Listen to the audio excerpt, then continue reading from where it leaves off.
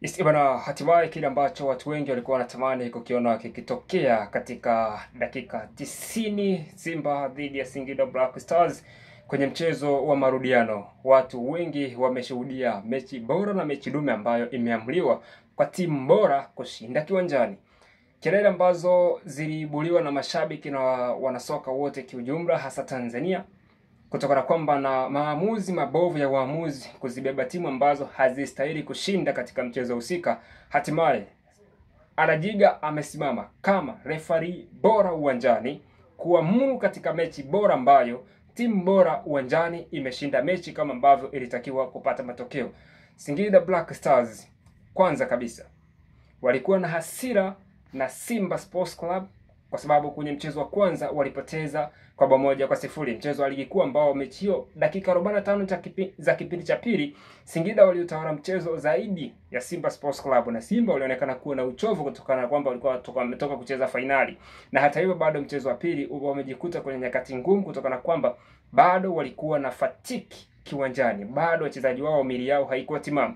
Faru David alijaribu kubadilisha kikosi chake, lakini mwisho wa siku amekutana na Singida ambao tayari wametoka Dar es Salaam kwenda Manyara Babati kwenye uwanja wa Tanzanite Kwara kucheza na Simba Sports Club wakiwa na uchungu wa kupoteza alama 3 kwa bao moja kwa sifuri kwenye mechi ya ligi NBC, mechi ambayo waliondoka wakiwa kama mashujaa walioshinda, pamoja kwamba walipoteza mchezo kwa sababu walionekana mchezo ilikuwa washinde wao, wakanyimwa penalti, mwisho wa siku wakaishia kulalamika. Lakini sasa mechi hii ambayo ilikuwa na mwamuzi bora kiwanjani, wameonesha ubora na ukubwa wa Singida Black Stars, ambayo watu wengi kama wataendelea kuifuatilia Singida Black Stars, basi itakuwa miongoni mwa timu bora sana kwenye NBC Premier League. Timu bora imeshinda mbele ya timu ambayo ilikuwa haiko katika ubora wake. Simba Sports Club wachezaji wake bado hawajarejea katika hali nzuri ya kuendelea kupishana na timu wanapokutana timu imara kama Singida Black Stars.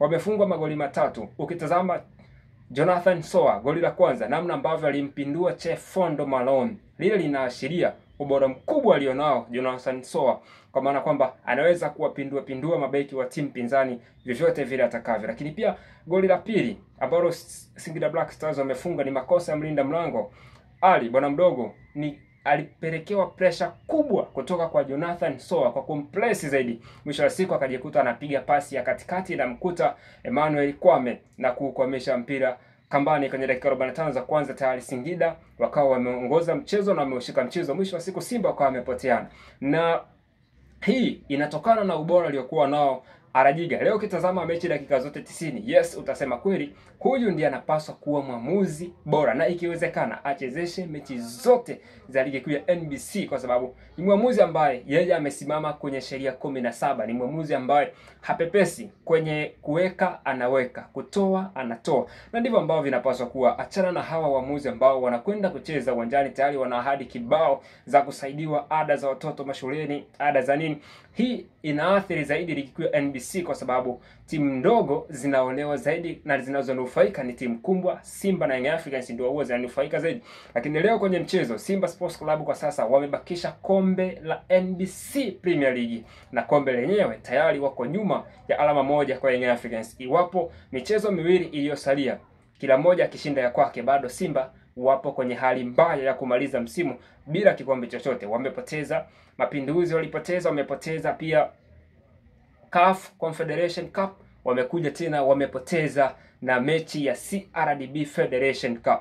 Pole sana mashabiki wa Simba Sports Club, lakini hongera kubwa ziende kwa Singida Black Stars kwa kuonesha ukomavu mkubwa na mechi bora zaidi ambayo watu wengi walikuwa wanatamani kuiona, kutokana kwamba na quality ya kikosi Singida Black Stars wana uwezo wa kuifunga timu yoyote kwenye ligi kuu ya NBC Premier League.